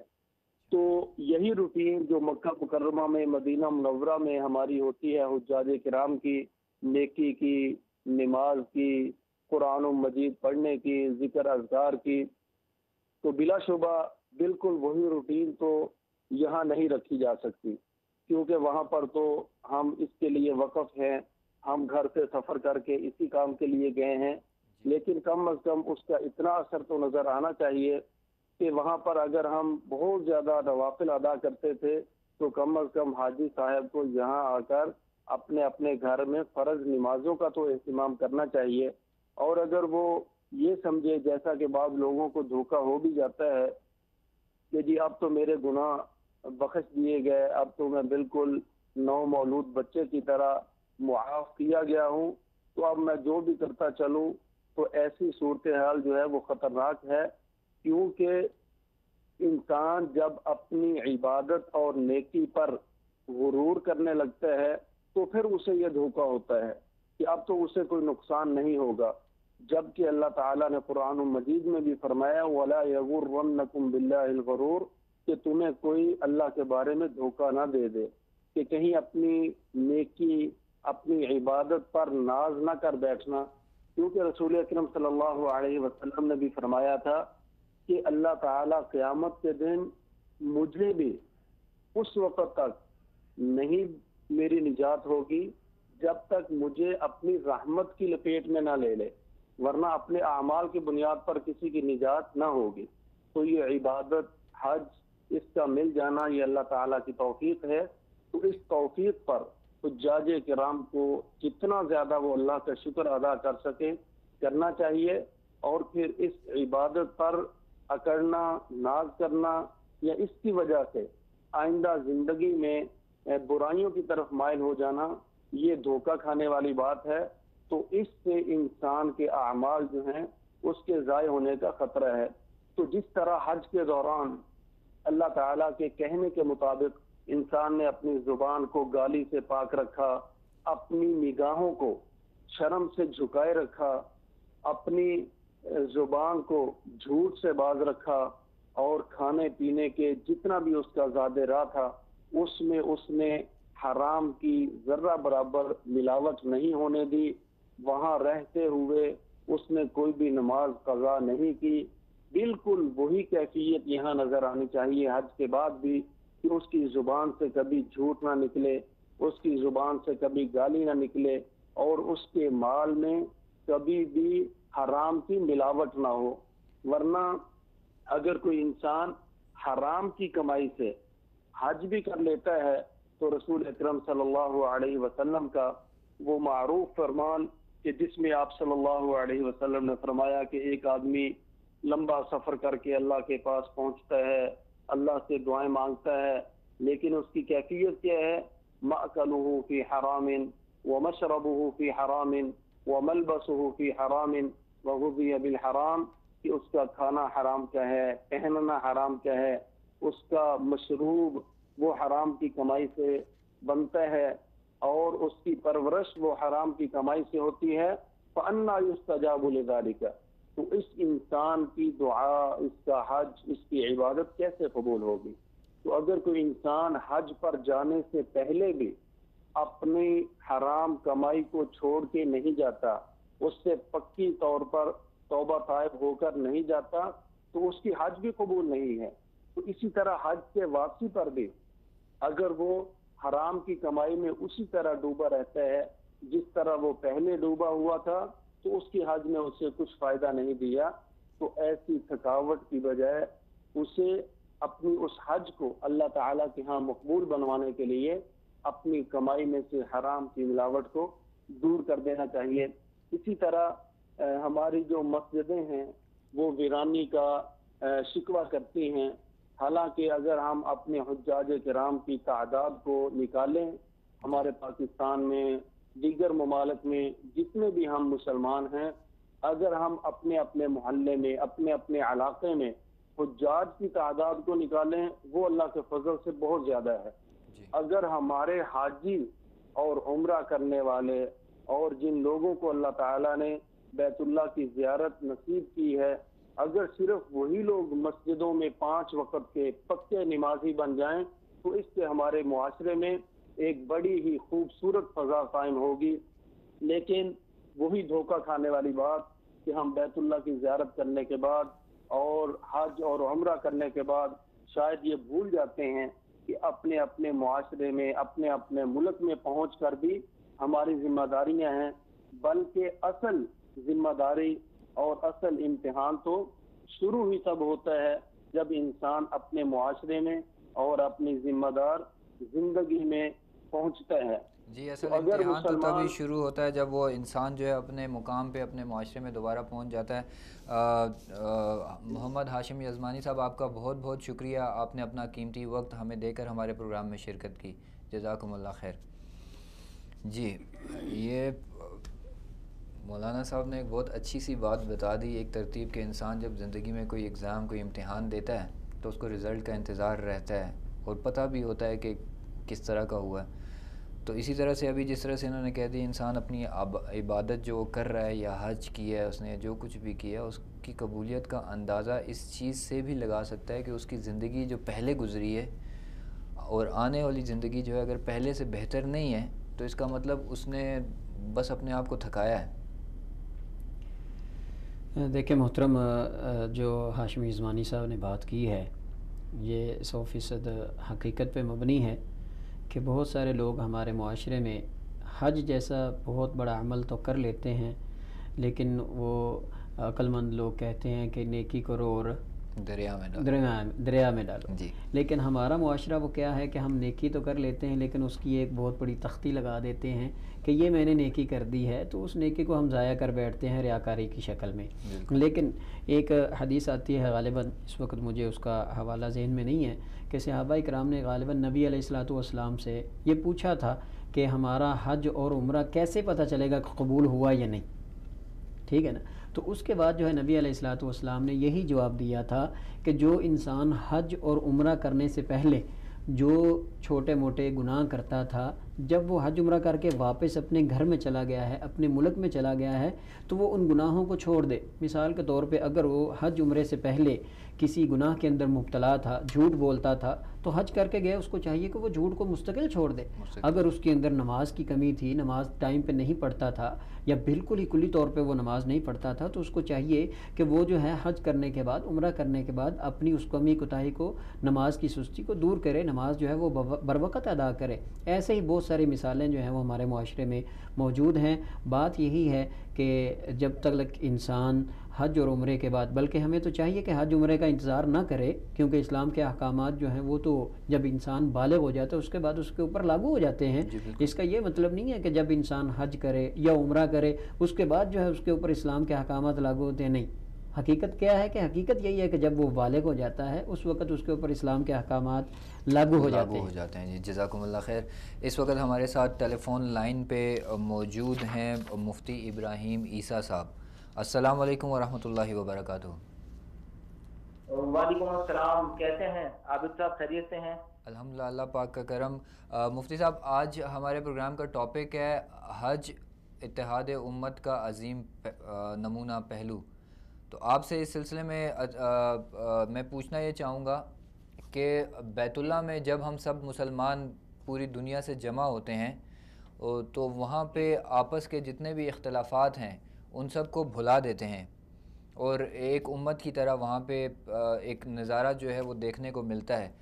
اگر یہ سارا عمل جو ہے ہم لوگ واپس آ کے اپنے مقام میں اپنی عملی زندگی میں بھی اسی طرح سے رہیں، تو آپ کیا سمجھتے ہیں کہ اس کا فائدہ اس پوری دنیا کو کیا ہوگا، کیا تبدیلی آئے گی؟ بسم اللہ الرحمن الرحیم۔ سب سے پہلے تو میں آپ کا شکر گزار ہوں کہ آپ نے مجھے اس اہم موضوع پر بات کرنے کے لیے دعوت دی۔ اللہ تعالیٰ آپ کو جزائے خیر دے۔ بہت ہی اچھا سوال ہے، اور چونکہ حج کا بھی موسم ہے، حجاج کرام حج کے لیے گئے ہوئے ہیں اور جا بھی رہے ہیں، تو جو اتحاد اور اتفاق کے متعلق آپ نے جو بات کہی اس کے ثمرات سے متعلق، تو میں سب سے پہلے تو یہ عرض کروں گا کہ جو حجاج ہیں ان کو جب وہ حج کے لیے جا رہے ہوں تو دو چیزوں کا سیکھنا ان کے لیے ضروری ہے، اور دونوں چیزیں اپنی جگہ اہم ہیں۔ نمبر ایک تو یہ ہے کہ ان کو حج کے احکامات، مسائل، ارکان، شرائط پتہ ہوں۔ دوسرا یعنی یہ جو پہلی چیز ہے اس کو تو کچھ نہ کچھ حجاج کرام سیکھ لیتے ہیں، اس کی نشستیں بھی ہوتی ہیں، تربیتی اجتماعات بھی ہوتے ہیں اس کے۔ دوسرا یہ بھی سمجھنا اور سیکھنا ضروری ہے امت کو، حجاج کرام کو، کہ اس حج کے مقاصد میں کیا کیا چیزیں داخل ہیں۔ بہت سارے حج کے مقاصد ہیں، ان میں جو سب سے بڑا مقصد ہے حج کا، بہت بڑا مقصد، وہ یہ ہے کہ امت کو اتحاد اور اتفاق کا سبق دیا جائے۔ یہ اس امت کو حج کے مقاصد میں یہ چیزیں بیان کی گئی ہیں۔ اگر آپ غور کریں تو جس طریقے سے حجاج کرام کو آپ دیکھ رہے ہوتے ہیں کہ دنیا بھر کے علماء، محققین، سائنسدان، سیاستدان، تاجر، قانون دان اور زندگی کے پتہ نہیں کتنے شعبے سے تعلق رکھنے والے، امیر، غریب، مرد، عورت، سب آئے ہوئے ہوتے ہیں۔ گویا کہ ایک طرح سے یہ ایک اسلامی کانفرنس ہے۔ اس اجتماع میں جو لوگ بھی آتے ہیں وہ نہ کسی قومی فخر کے اظہار کے لیے آتے ہیں، نہ کسی نسلی عصبیت کے لیے شریک ہوتے ہیں، نہ ان کی شرکت کسی سیاسی ہنگاموں کی آئینہ دار ہوتی ہے، بلکہ اگر آپ دیکھ رہے ہوں تو بالکل سادہ لباس میں ہوتے ہیں، اور ہر لمحہ اپنے خطاؤں پر ندامت کا اظہار ہو رہا ہوتا ہے۔ آپ یہ بھی دیکھتے ہوں گے کہ تخت نشین ہے لیکن وہاں جا کر خاک نشین ہو جاتے ہیں، اور امت کا ہر طبقہ، ہر شعبہ زندگی سے تعلق رکھنے والے افراد ایک جسم کی مانند ہوتے ہیں۔ جیسا کہ حدیث شریف میں آتا ہے نا کہ آپ صلی اللہ علیہ وسلم کا بڑا مشہور فرمان ہے کہ جو مسلمان ہیں وہ سارے مسلمان ایک آدمی کی طرح ہے۔ اگر کسی شخص کی آنکھ میں کوئی شکایت ہو تو سارے مسلمان، یعنی اس کے پورے جسم میں تکلیف ہوتی ہے۔ اگر اس کے سر میں شکایت ہو تو پورے جسم میں اس کو شکایت محسوس ہوتی ہے۔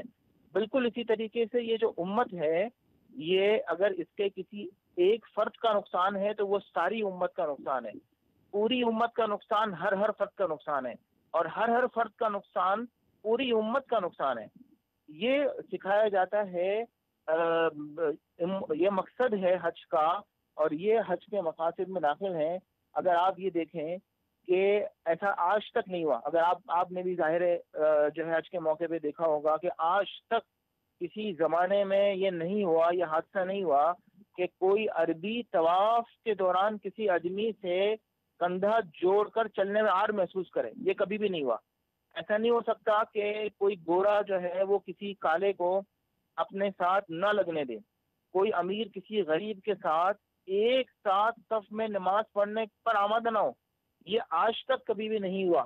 لیکن ہوتا کیا ہے کہ چونکہ حج کی تربیت حاصل نہیں کی, اس کے مقاصد کو سیکھا نہیں, جب واپسی ہوتی ہے تو ہر شخص بہت ساری ان مسائل کا شکار ہو جاتا ہے, ان چیزوں کا شکار ہو جاتا ہے اور ان چیزوں کو کرنے لگتا ہے کہ جو کہ نہیں کرنا چاہیے اس کو, جو کہ توڑ کا ذریعہ بنتا ہے, امت میں اختلاف و انتشار کا ذریعہ بنتا ہے.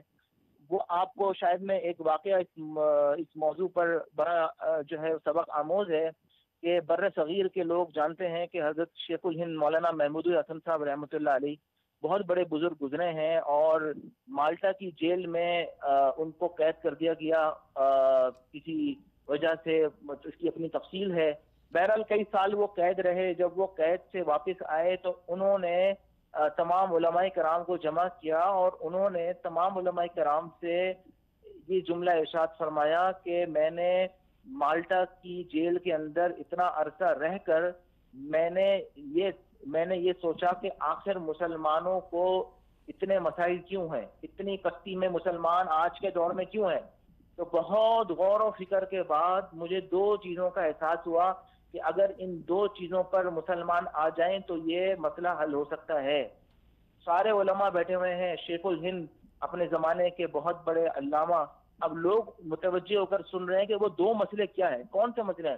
تو انہوں نے فرمایا کہ سب سے پہلا مسئلہ یہ ہے کہ مسلمان قرآن سے دور ہے اور دوسرا مسئلہ یہ ہے کہ آپس میں افتراق و انتشار ہے. یہ سب سے بڑا مسئلہ ہے.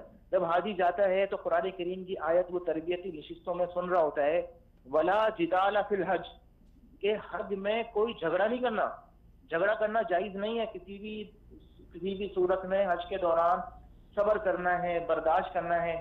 اگر ہماری امت اس صبر و برداشت پہ آ جائے, ایک دوسرے کو قبول کرنے لگے, تو میں یہ سمجھتا ہوں کہ یہ جو اس وقت مسئلہ بنا ہوا ہے, جیسا کہ علامہ اقبال کا بڑا مشہور شعر ہے جو بڑی اچھی ترجمانی کرتا ہے ہمارے حالات کی, میں بتاؤں گا کہ وہ یہ ہے کہ منفعت ایک ہے اس قوم کی, نقصان بھی ایک ہی سب کا نبی, دین بھی, ایمان بھی ایک, حرم پاک بھی, اللہ بھی, قرآن بھی ایک, کیا بڑی بات تھی ہوتے جو مسلمان بھی ایک. فرقہ بندی ہے کہیں اور کہیں ذاتیں ہیں, کیا زمانے میں پنپنے کی یہی باتیں ہیں.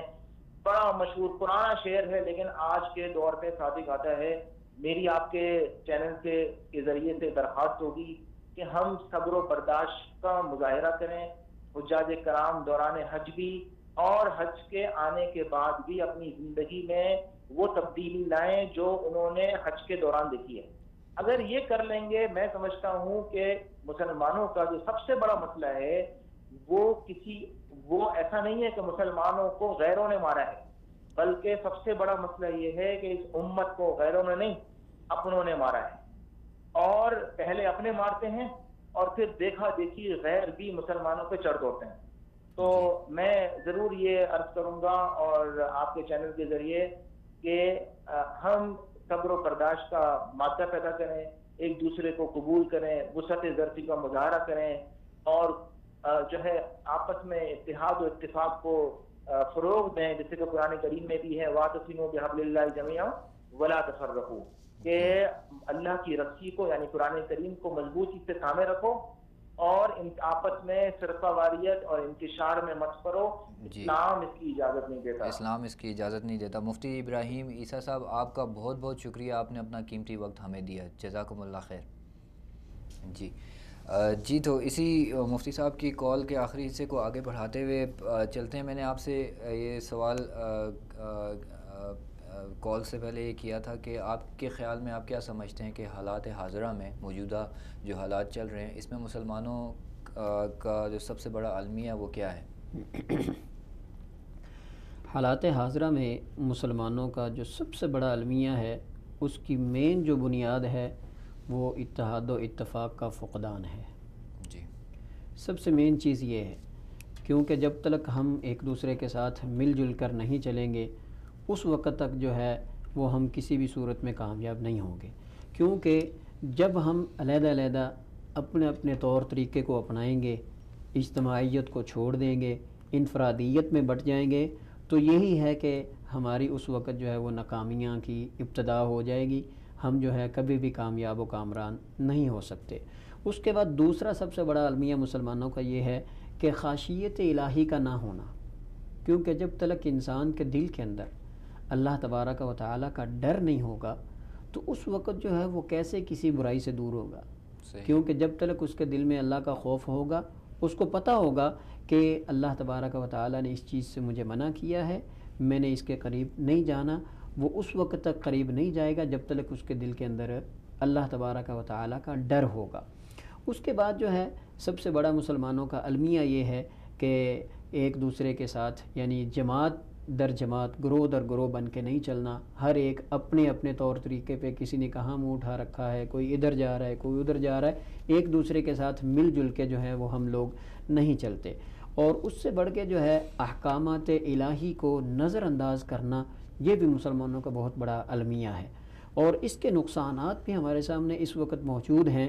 دیکھ لیں کہ جب تک مسلمان ایک دوسرے کے ساتھ مل جل کے نہیں چلتے اس وقت نتیجہ یہ نکلے گا کہ مسلمانوں کو ہر طرف سے الگ الگ ہٹ کیا جائے گا، جیسا کہ بہت سارے ممالک، بہت ساری جگہوں میں آج کل ہمارے سامنے بہت ساری مثالیں موجود ہیں۔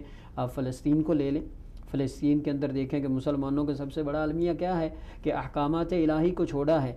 اللہ تبارک و تعالیٰ نے ہمیں اسلام کے مطابق، اسلام کے احکامات کے مطابق جہاد کا مل جل کر چلنے کا جو حکم دیا ہے، ہم نے اس کو چھوڑ رکھا ہے۔ تو نتیجہ کیا ہے کہ دیکھیں کہ آئے روز فلسطین کے اندر مسلمانوں پہ کس قدر ظلم ہو رہے ہیں۔ مسلمانوں کو مسجد اقصیٰ کے اندر نماز پڑھنے کی اجازت نہیں ہے، اگر مسلمان تھوڑے بہت کوشش کر کے نکلتے بھی ہیں تو ان کو مختلف قسم کی اذیتوں سے جو ہے وہ نقصان دیا جاتا ہے، مختلف قسم کی اذیتیں پہنچائی جاتی ہیں۔ ایسے ہی بورما کے اندر دیکھیں آپ کہ مسلمانوں پہ اس قدر ظلم و ستم ہو رہا ہے کہ ان کو زندہ جلایا جا رہا ہے۔ جی بالکل، ابھی جس طرح سے آپ نے ایک موقع کی مثال دی تھی، آج اگر مسلمان سارے ایک ہوتے تو کسی کی مجال نہیں تھی برما میں اس طرح کے حالات پیدا کرنے کی، یا شام فلسطین میں اس طرح کے مسلمانوں پہ ظلم و ستم کرنے کی۔ اور آج جو موجودہ دور ہے اس میں مسلمانوں کو چاہیے کہ وہ ہوش کے ناخن لیتے ہوئے سب اختلافات آپس میں مٹا کے ایک اللہ کی رسی کو مضبوطی سے تھامیں، اور جہاں کہیں پہ بھی مسلمان جو ہیں وہ ظلم و زیادتی کا شکار ہیں وہ سب مل کے ان کی مدد کریں۔ ہاں یہی ہے، جیسا کہ میں کہہ رہا تھا کہ فلسطین میں دیکھیں، بورما میں دیکھیں، کشمیر میں دیکھیں، اور اس کی مین جو ہے سب سے بڑی وجہ یہی ہے کہ ہم افتراق میں بیٹھے ہوئے ہیں، اتحاد ہمارے اندر نہیں ہے۔ اور اس سے بڑھ کے دیکھیں کہ مسلمان جب فلسطین میں کسی پہ ظلم ہو رہا ہے تو دوسرے ملک والے، جو پاکستان والے کہہ لیں یا کسی دوسرے ملک سے آپ اندازہ لگا لیں کہ وہ ایک دوسرے کا تماشا دیکھ رہے ہیں کہ اس کو کس قسم کی اذیت پہنچ رہی ہے، جب کہ ہم کوشش ہی نہیں کر رہے کہ بھائی ہم مل کے جائیں، اس کی جو تکلیف کو بانٹیں، ہم اس کے ساتھ مل کے جو ہے اس کے اوپر جو زیادتی ہو رہی ہے اس ہاتھ کو روکیں۔ تو ہم اس وقت تک اس زیادتی کو نہیں روک سکتے جب تک ہم ایک دوسرے کے ساتھ مل نہیں جاتے، جب تک ہمارے اندر اتفاق و اتحاد نہیں آ جاتا اس وقت تک مسلمان ہر طرف سے بری طرح سے ہٹ ہوتے رہیں گے۔ لیکن اللہ تعالیٰ سے یہ دعا بھی کرتے رہنا چاہیے کہ ہمیں اللہ تعالیٰ آپس میں اتفاق اور اتحاد دے۔ لیکن ان ظلم و ستم کو روکنے کا حل کیا ہے؟ یہ بھی ایک ذہن میں آتا ہے۔ تو اس کا حل یہی ہے کہ دیکھیں کہ صحابہ اکرام رضوان اللہ تعالیٰ علیہم اجمعین جب مکہ المکرمہ میں تھے اس وقت بہت کمزور تھے، اتنی ان کی تعداد نہیں تھی، جو بھی اکیلا گھر سے نکلتا تھا اس کو پکڑ کے کافر لوگ اذیتیں دینا شروع کر دیتے تھے۔ کافر لوگ مسلمانوں کو اذیتیں دینا شروع کر دیتے تھے۔ اس پہ ہم تھوڑی سی آگے اور بات کریں گے کیونکہ ہمارے پروگرام کا ٹائم جو ہے مختصر ہے، اور اس وقت میرے ساتھ فون کال پہ موجود ہیں محمد نعیم صاحب جو اس وقت حج کے سفر پہ ہیں۔ السلام علیکم ورحمۃ اللہ وبرکاتہ۔ وعلیکم السلام ورحمۃ اللہ وبرکاتہ۔ محمد نعیم صاحب، سب سے پہلے تو آپ کو بہت بہت مبارک کہ اللہ سبحانہ و تعالیٰ نے اپنے فضل و کرم سے آپ کو حج کے سفر کے لیے قبول کیا۔ شکریہ، خیر مبارک، بہت مہربانی۔ جی محمد नईम साहब, आप इस वक्त कहाँ मौजूद हैं? मैं इस वक्त हरम के अंदर ही हूँ, बाहर सहन में। सहन में, माशाल्लाह से। अच्छा, आप हमें ये बताएं कि आपके तासुरात, आपकी महसूसात इस वक्त क्या हैं? ये हज के बारे में, किस चीज़ के बारे में बताऊँ जी, आपको? आप हज के सफ़र पे हैं, अल्लाह सुब्हान व तआला ने आपको इस सफ़र के लिए कबूल किया है, वहाँ पे मौजूद हैं इस वक्त आप, तो आप क्या महसूस कर रहे हैं? मैं ये महसूस कर रहा हूँ जी, हमारी आबादी तकरीबन 22 करोड़ के करीब है पाकिस्तान की। तो उसमें से हम तो खुशकिस्मत लोग तकरीबन 1.5 लाख बंदे जो पाकिस्तान से आए हैं। तो मैं अपने आप को बहुत ही खुशकिस्मत महसूस करता हूँ कि अल्लाह पाक ने मुझे मौका दिया है, मक्का मदीना देखा है। तो यहाँ पर आकर जो टीवी में देखते थे ना, वो तो और ही बात थी। जब यहाँ पर आकर देखा तो दिल बाग बाग हो गया, और अपने नबी की कब्र की ज़ियारत की, वहाँ पर सलाम किया रोज़ा रसूल पर, और रियाज़ुल जन्नह में नफल पड़े। तो ज़िंदगी ऐसे जैसे नए उस पर प्लेटफार्म पर आ गई है। सही, माशाल्लाह से। अच्छा, आपसे एक सवाल और मैं पूछना चाहूँगा जो अक्सर पूछता हूँ कि पाकिस्तान में तो हम सारे पाकिस्तानी हैं, सब एक दूसरे को जानते हैं, हमारा रहन सहन भी तकरीबन एक ही है। यहाँ पे जी जी। जब आप हज के सफ़र में गए हैं, वहाँ आपको मुख्तलिफ़ मुल्कों के लोग, मुख्तलिफ़ रंगों के, मुख्तलिफ़ आदतों के मिले हैं, तो अपने दूसरे मुसलमान भाइयों से मिल के बहुत ही अच्छा महसूस हुआ। बहुत ही प्यार करने वाले लोग हैं, जो भी दूसरे मालिक हैं, हालांकि वो हमारी ज़ुबान नहीं समझते, लेकिन वो इशारे से एक दूसरे को यानी कि समझाते हैं कि आप इस तरह एक दूसरे के साथ मोहब्बत से पेश आते हैं। कहीं अगर किसी से कोई बंदा खंदा पेशानी के साथ मिलता है तो वो ऐसे आगे बढ़कर एक दूसरे के साथ मिलने के लिए तैयार होते हैं और मोहब्बत से पेश आते हैं सारे। और बहुत ही अच्छे लोग हैं, जितने भी मुसलमान हैं, चाहे वो किसी भी ज़ुबान में हैं, वो हमारे भाई हैं। और इंशाल्लाह हम उनके साथ ऐसे ही पेश आएंगे जैसे वो हमारे साथ बहुत ही खुश अखलाकी के साथ पेश आते हैं, और बहुत ही अच्छे लोग हैं। आखिर में मैं यही पूछना चाहूँगा आपसे कि आप अपनी दुआओं में पाकिस्तान को किस तरह से शामिल करेंगे, पाकिस्तान के लिए क्या खुसूसी दुआ करेंगे? मैं जी पाकिस्तान के लिए ये दुआ करना चाहता हूँ कि अल्लाह पाक इस धरती को हमेशा कायम और दायम और सब्ज़ो बाग और इसको शादाब रखे, और इसकी सरहदों की हिफाजत रखे। अल्लाह पाक इसके बसने वालों की हिफाजत रखे। अल्लाह पाक इसके खेत खलियानों की और इसके इंतज़ामिया की, सबकी अल्लाह पाक हिफाजत रखे, और इसको ता क़यामत तक कायम और दायम रखे। यही हमारी पहचान है और ये हमारी जान है। बिल्कुल जी। मोहम्मद नईम साहब, आपका बहुत बहुत शुक्रिया, अपनी दुआओं में हमें याद रखिएगा।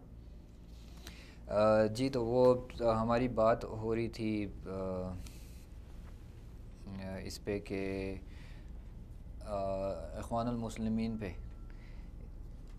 इसमें मैं आपसे ये पूछना चाहूँगा, इसी चीज़ को थोड़ा सा हम लोग आगे और बढ़ाते हैं कि इस्लाम में जिस तरह से हज में सब लोग बराबर होते हैं, एक किस्म का सब ने लिबास पहना होता है, और कौन बड़ा है कौन छोटा है इसकी पहचान नहीं होती। तो आप ये बताएं कि इस्लाम में रंग व नस्ल, ज़ात पात की अगर अहमियत है, अगर, तो उसका मेयार जो है वो क्या है? पहले नंबर पे तो इस्लाम के अंदर जो है वो किसी किस्म के रंग व नस्ल या ज़ात व पात की कोई अहमियत या हैसियत नहीं है, क्योंकि ये जो है अल्लाह तबारक व तआला ने इंसानों का आपस में एक तारुफ़, एक दूसरे के साथ मिलना जुलना, कबीले, ये सिर्फ़ और सिर्फ इसलिए बनाए हैं कि तुम एक दूसरे को पहचान सको, ये कि फ़लाँ कौम का है, ये फ़लाँ महल्ले का है, ये फ़लाँ बरादरी का है। लेकिन अल्लाह तबारक व तआला के हाँ अगर कोई सबसे बड़ा मेयार है तो वो ये नहीं है कि इंसान गोरा हो तो फिर वो अल्लाह के यहाँ अच्छा है, या ज़्यादा गनी हो, मालदार हो, वो अल्लाह के यहाँ ज़्यादा मकबूल है, बिल्कुल नहीं। बल्कि अल्लाह तबारक व तआला के यहाँ जो मेयार है वो तक़वा है, जिसके बारे में अल्लाह तबारक व तआला ने अपनी पाक किताब में इरशाद फरमाया है, या अय्युहन्नासु इन्ना खलक़नाकुम मिन ज़करिन व उन्सा वजअलनाकुम शुऊबन व क़बाइल लितआरफ़ू इन्न अक्रमकुम इंदल्लाहि अत्क़ाकुम। आखिर में अल्लाह तबारक व तआला ने यही फरमाया है कि ए लोगो, मैंने तुमको एक मर्द और औरत से पैदा किया है, और तुम्हारे जो मैंने कबीले, ये कौमें इसलिए बनाई हैं लितआरफ़ू, कि तुम आपस में एक दूसरे को पहचान सको कि ये फ़लाँ कौम का है, ये फ़लाँ कबीले का है, ये फ़लाँ शहर का है, या ये फ़लाँ बरादरी का है। लेकिन आगे अल्लाह ताला क्या फरमाते हैं कि इन्न अक्रमकुम इंदल्लाहि अत्क़ाकुम, कि अल्लाह तबारक व तआला के यहाँ सबसे मुअज़्ज़ज़ आदमी कौन सा है? जो मुत्तक़ी है, जो मुत्तक़ी है, जो परहेज़गार है, जो अल्लाह तबारक व तआला का डर हर वक्त अपने सीने में रखने वाला है। جو ہر وقت خاشیت الہی اپنے پاس رکھتا ہے۔ اور اس کے بعد جو ہے یہ نہیں کہ صرف ہم عبادت جو ہے وہ حج کر لیں تو حج کے اندر ہی ہمیں تقوی کا حکم دیا ہے، بلکہ تمام تر عبادات جتنی بھی ہیں اللہ تبارک و تعالیٰ نے مختلف مقامات پہ ہمیں تقوی کا حکم دیا ہے۔ اگر ہم روزے کو لے لیں تو روزے کے بارے میں اللہ تعالیٰ نے کیا فرمایا ہے کہ یا ایھا الذین آمنوا کتب علیکم الصیام کما کتب علی الذین من قبلکم لعلکم تتقون، کیا لوگوں تمہارے اوپر روزے فرض کیے گئے ہیں، لیکن سب سے جو ہے کما کتب علی الذین من قبلکم تمہارے اوپر اس لیے فرض کیے لعلکم تتقون تاکہ پتہ چلے کہ تم کتنے پرہیزگار ہو، تمہارے اندر اللہ تبارک و تعالیٰ کا کتنا ڈر ہے۔ ایسے ہی حج کو لے لیں جس کے بارے میں اللہ نے فرمایا وتزودوا فإن خیر الزاد التقوی، کہ تم جو ہے وہ زاد راہ لے لو، لیکن سب سے بہترین زاد راہ وہ کیا ہے، وہ اللہ تعالیٰ کا تقوی ہے۔ اور ایسے ہی بہت ساری جب ہم ہر جگہ پہ ہر عبادت میں تقوی اختیار کریں گے تو اس کا نتیجہ یہ نکلے گا، اللہ تعالیٰ نے فرمایا ہے کہ وَلَوْ أَنَّ أَهْلَ الْقُرَىٰ آمَنُوا وَاتَّقُوا لَفَتَحْنَا عَلَيْهِمْ بَرَكَاتٍ مِّنَ السَّمَاءِ، کہ جو بھی قوم جو بھی بستی والے وہ اللہ تعالیٰ سے ڈرتے ہیں ایمان لاتے ہیں تو نتیجہ کیا نکلے گا، اللہ تعالیٰ آسمان دنیا سے برکات کے دروازے کھول دیں گے۔ جزاکم اللہ خیر۔ قاری صاحب آپ کا بہت بہت شکریہ، اور میرے جتنے بھی معزز مہمان ٹیلی فون پہ ہمارے ساتھ شریک تھے ان کا بہت بہت شکریہ۔ یہاں پہ ہمارے پروگرام کا ٹائم ختم ہو چکا ہے۔ ناظرین، جانے سے پہلے صرف ایک مختصر سی بات کہ اللہ سبحانہ و تعالیٰ نے ہمیں اجتماعی امت بنایا ہے اور اکٹھے رہنے میں ہی ہمارا فائدہ ہے، اور اللہ سبحانہ و تعالیٰ جو ہے آپس کے مسلمانوں کے میل جول کو پسند کرتا ہے۔ تو ہم لوگ کوشش یہ کریں کہ ہم لوگ آپس کے اختلافات بھلا کر حج سے جب واپس آئیں تو اپنے مقام میں بھی اسی طرح کی زندگی بسر کریں جس طرح سے بیت اللہ میں ہمارے روز و شب گزرتے تھے۔ انشاءاللہ اگلے پروگرام میں پھر آپ سے ملاقات ہوگی، تب تک کے لیے اجازت دیجیے۔ السلام علیکم ورحمۃ اللہ وبرکاتہ۔